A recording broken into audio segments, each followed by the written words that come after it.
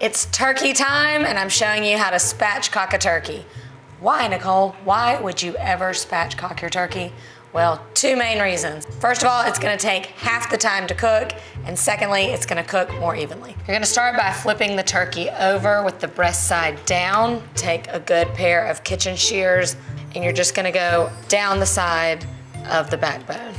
The hardest part is kind of cutting through where the leg bones meet the backbone. This really is easy to do it yourself, but you could also ask your butcher to do this step for you. Bada boom, our backbone is out. This is perfect to save, to add to your broth. If you're gonna make your homemade gravy, you can add this in with the neck and the giblets and stuff like that. All right, you're almost done. Next, flip it over with the breast side up, and then you're gonna take the legs and thighs and kind of fold them into the breast like that.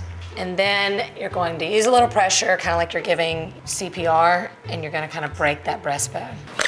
There it goes. Breast is flat, and then you're gonna take these little wingtips and tuck them under.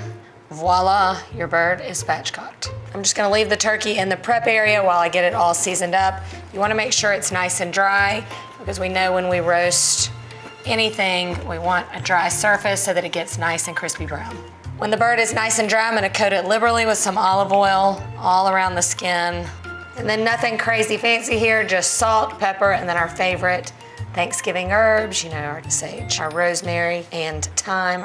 You wanna kind of work the seasoning in and around the meat as well, not just the top of the skin. If there's any loose skin, you can kind of tuck some up under there.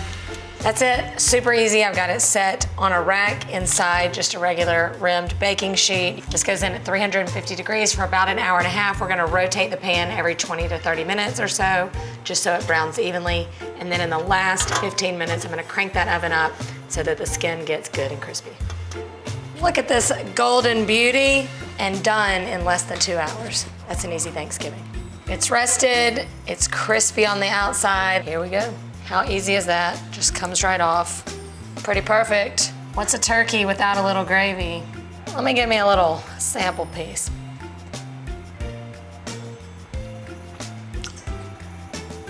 Perfectly tender, perfectly moist.